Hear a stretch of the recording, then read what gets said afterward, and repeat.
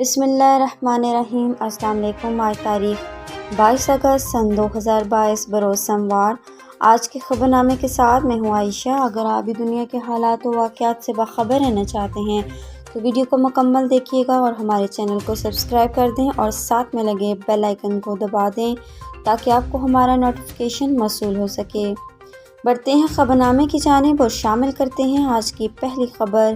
پاک فوج کی گاڑی کو حادثہ، 9 جوان شہید اور 4 زخمی ہو گئے۔ ISPR پاک فوج کے شعبہ تعلقات عامہ نے کہا ہے کہ پاک فوج کی گاڑی شجاع آباد میں معمول کی فوجی ڈیوٹی کے دوران نہر میں گرنے سے 9 جوان شہید اور 4 زخمی ہو گئے۔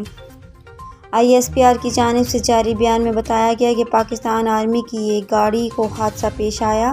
آج صبح سویرے باغ کے علاقے شجاع آباد میں معمول کی فوجی ڈیوٹی کے دوران ایک نہر میں جا گری، جس کے نتیجے میں 9 جوان شہید جبکہ 4 زخمی ہو گئے۔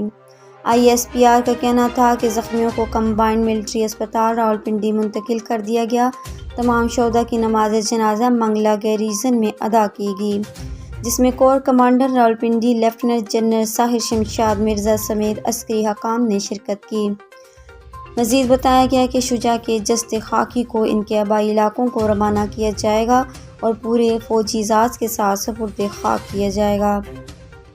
فوجی اور پولیس ذرائع نے بتایا کہ ٹرک اتوار کی صبح باغ کے قصبے منگ بجری کی جانب جا رہا تھا اور اپنی منزل سے تقریباً 12 کلومیٹر پہلے شجاع آباد کے قریب علی صبح 3:30 بجے ایک موڑ کاٹتے ہوئے حادثے کا شکار ہو گیا۔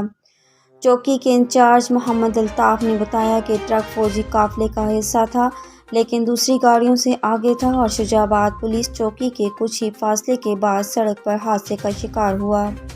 گاڑی کے گرنے سے ہونے والے دھماکے اور زخمی فوجیوں کی چیخو پکار سن کر قریبی رہائشی موبائل فون اور لالٹینوں کی روشنی میں جائے وقوع پہنچے اور انتہائی مشکل حالات میں امدادی کام انجام دینے لگے۔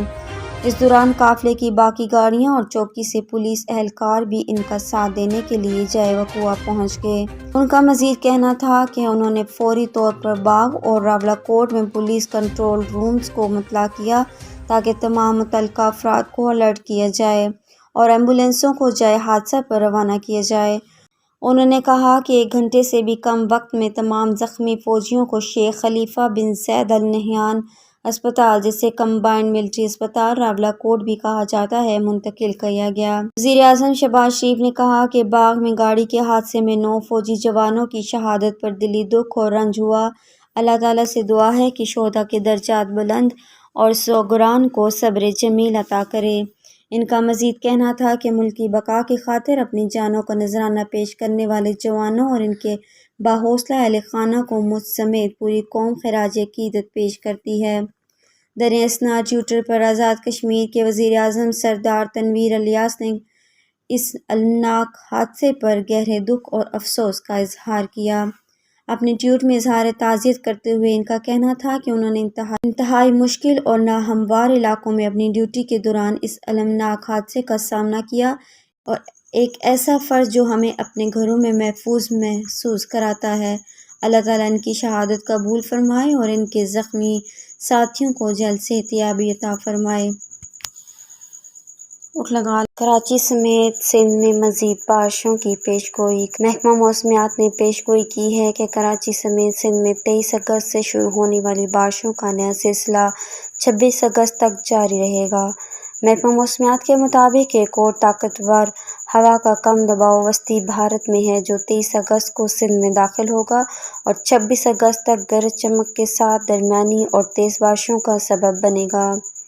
ارلی وارننگ سینٹر کے مطابق سابقہ مونسون سسٹم کے تحت کراچی میں اگلے 3 روز کے دوران بوندا باندی اور ہلکی بارش کا امکان ہے، جبکہ دیہی سندھ کے اضلاع نوشہر، فیروز، خیرپور، سکھر، لاڑکانہ، کھوٹکی، آباد، دادو، کمبر، شہداد کوٹ میں آج تک بارشیں ہو سکتی ہیں۔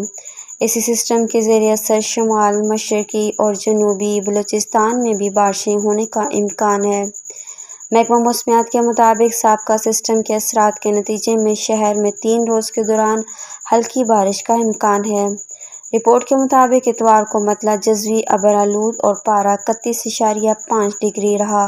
دن بھر سمندر کے جنوب مغربی سمیت کی ہوائیں چلیں جس کی رفتار 28 کلومیٹر فی گھنٹہ ریکارڈ کی گئی۔ آج کے خبر نامے میں اتنا ہی۔ مزید خبروں کے لیے ہمارے ساتھ رہیے گا۔